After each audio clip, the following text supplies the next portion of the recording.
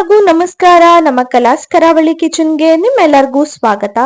ನಾಗರ ಪಂಚಮಿಗೆ ವಿಶೇಷವಾಗಿ ನಾವು ಈ ರೆಸಿಪಿಯನ್ನ ಮಾಡಿದ್ವಿ. ಇದನ್ನ ಹೇಗೆ ಮಾಡ್ಬೋದಂತ ನೋಡೋಣ ಬನ್ನಿ.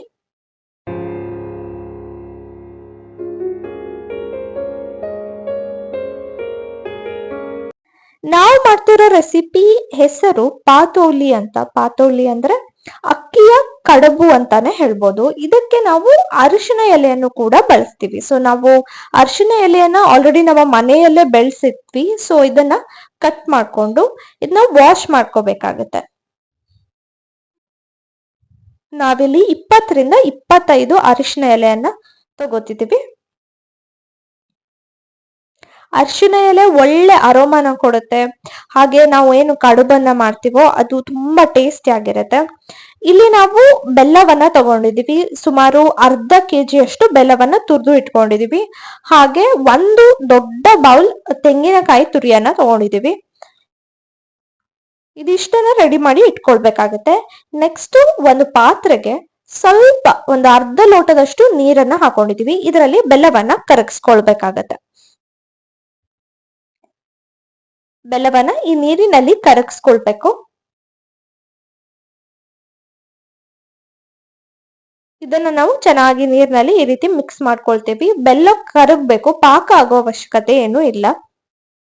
ಜಸ್ಟ್ ಬೆಲ್ಲವನ್ನ ಕರಗಿಸ್ಕೊಂಡ್ರೆ ಸಾಕಾಗತ್ತೆ.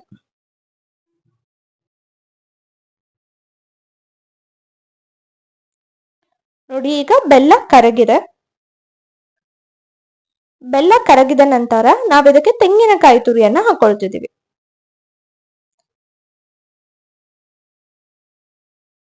ತೆಂಗಿನಕಾಯಿ ತುರಿಯನ್ನ ಹಾಕಿ ಇದನ್ನ ಮಿಕ್ಸ್ ಮಾಡ್ಕೊಳ್ಬೇಕಾಗತ್ತೆ. ನಾವಿಲ್ಲಿ ಒಂದು ತೆಂಗಿನಕಾಯಿಯ ತುರಿಯನ್ನ ಬಳಸಿದೀವಿ. ಇದನ್ನ ಚೆನ್ನಾಗಿ ಬೆಲ್ಲದ ಜೊತೆ ಮಿಕ್ಸ್ ಮಾಡ್ಕೊಳ್ಬೇಕು.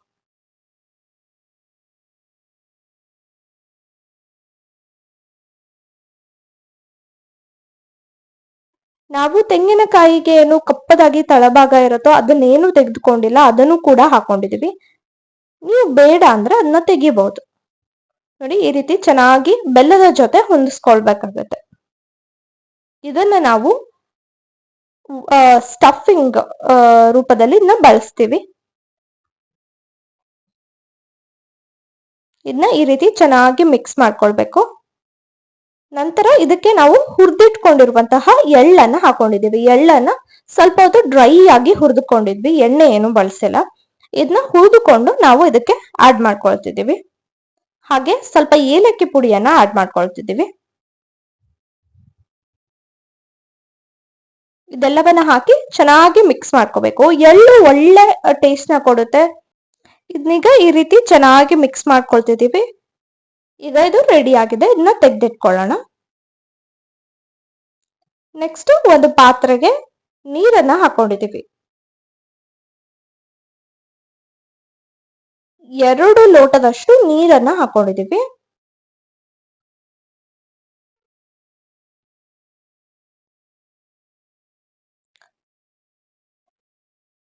ಹಾಗೆ ರುಚಿಗೆ ತಕ್ಕಷ್ಟು ಉಪ್ಪನ್ನ ಆಡ್ ಮಾಡ್ಕೊಂಡಿದೀವಿ. ಉಪ್ಪನ್ನ ಸ್ವಲ್ಪ ಹೊತ್ತು ನೀರಲ್ಲಿ ಕರಗಿಸ್ಕೊಳ್ಬೇಕು. ಉಪ್ಪು ಎಲ್ಲ ಕರಗಿದ ತಕ್ಷಣ ನಾವಿದಕ್ಕೆ ಅಕ್ಕಿ ಹಿಟ್ಟನ್ನ ಹಾಕೊಳ್ತಿದೀವಿ. ಅಕ್ಕಿ ಹಿಟ್ಟನ್ನ ಹಾಕೋಬೇಕಾಗತ್ತೆ. ನಾವಿಲ್ಲಿ 3 ಬೌಲ್ ಅಕ್ಕಿ ಹಿಟ್ಟನ್ನ ಹಾಕೋತಿದೀವಿ. 2 ಬೌಲ್ ನೀರಿಗೆ 3 ಬೌಲ್ ಅಕ್ಕಿ ಹಿಟ್ಟನ್ನ ಹಾಕೊಂಡು ಈ ರೀತಿ ಚೆನ್ನಾಗಿ ಮಿಕ್ಸ್ ಮಾಡ್ಕೊಳ್ತಿದ್ವಿ.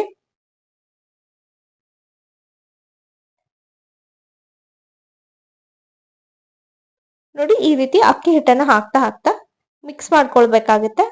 ಇದು ಗಟ್ಟಿಯಾಗಿ ನಾವೇನು ಹಿಟ್ಟು ಈ ಚಪಾತಿ ಹಿಟ್ಟಿಗಿಂತ ಸ್ವಲ್ಪ ತೆಳ್ಳದಾಗಿ ಇರುವತ್ತೆ ಇದನ್ನ ಕಲ್ಸ್ಕೋಬೇಕಾಗತ್ತೆ. ನಿಮ್ಗೆ ಸ್ವಲ್ಪ ತೆಳ್ಳಗಾಗಿದೆ ಅಂತ ಅನ್ಸಿದ್ರೆ ಇನ್ನೂ ಸ್ವಲ್ಪ ಅಕ್ಕಿ ಹಿಟ್ಟನ್ನ ಹಾಕೊಳ್ಳಿ.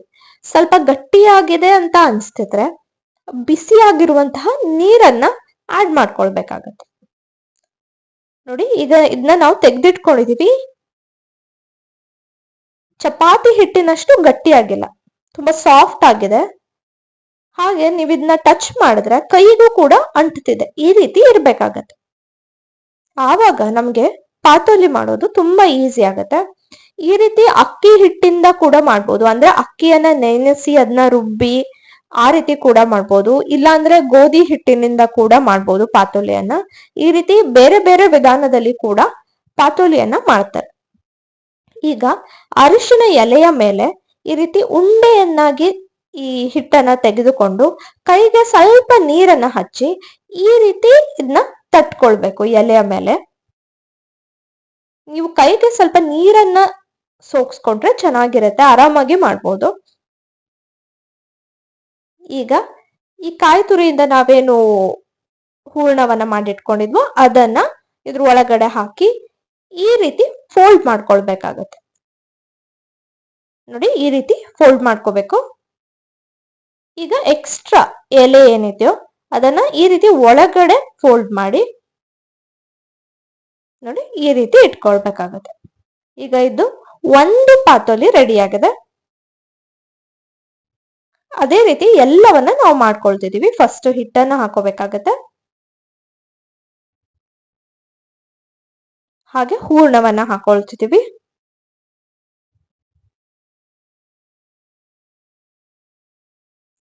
ಇದನ್ನ ಈ ರೀತಿ ಫೋಲ್ಡ್ ಮಾಡ್ಕೊಳ್ಬೇಕು. ನಂತರ ಎಕ್ಸ್ಟ್ರಾ ಎಲೆ ಏನಿದೆಯೋ ಅದನ್ನ ಈ ರೀತಿ ಒಳಗಡೆ ಮಡಚಿ ಇದನ್ನ ಇಡ್ಬೇಕಾಗತ್ತೆ. ಇದನ್ನ ನಾವು ಇಡ್ಲಿ ಪಾತ್ರೆಯಲ್ಲಿ ಬೇಯಿಸ್ಕೋಬೇಕಾಗತ್ತೆ. ಸೊ ನಾವು ಇಡ್ಲಿ ಪಾತ್ರೆಗೆ ಆಲ್ರೆಡಿ ನೀರನ್ನ ಹಾಕಿ ಈ ಪ್ಲೇಟ್ ಅನ್ನ ಹಾಕಿ ರೆಡಿ ಮಾಡಿ ಇಟ್ಕೊಂಡಿದೀವಿ. ಈಗ ಒಂದೊಂದಾಗಿ ಪಾತೋಲಿಯನ್ನ ಇಡ್ತಿದೀವಿ. ನಾವಿಲ್ಲಿ 20 ಪಾತೋಲಿ, ಸುಮಾರು 20 ಪಾತೋಲಿಯನ್ನ ಮಾಡ್ಕೊಂಡಿದೀವಿ. ನಮ್ಮ ಕಡೆ ಅಂತೂ ಈ ನಾಗರ ಪಂಚಮಿಗೆ ಇದನ್ನ ವಿಶೇಷವಾಗಿ ಮಾಡೇ ಮಾಡ್ತೀವಿ. ಸೊ ಇದನ್ನ ನಿನ್ನೆ ಮಾಡಿರೋದ್ರಿಂದ ನಾವು ನಿಮ್ಗೆ ಈ ರೆಸಿಪಿನ ತೋರಿಸ್ಬೋದು ಅಂತ ಅನ್ಕೊಂಡಿದ್ವಿ.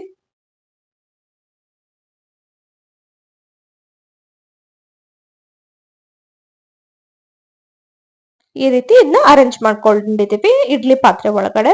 ಇದನ್ನ ಸುಮಾರು 20 ನಿಮಿಷ ಬೇಯಿಸ್ಕೊಳ್ಬೇಕಾಗತ್ತೆ.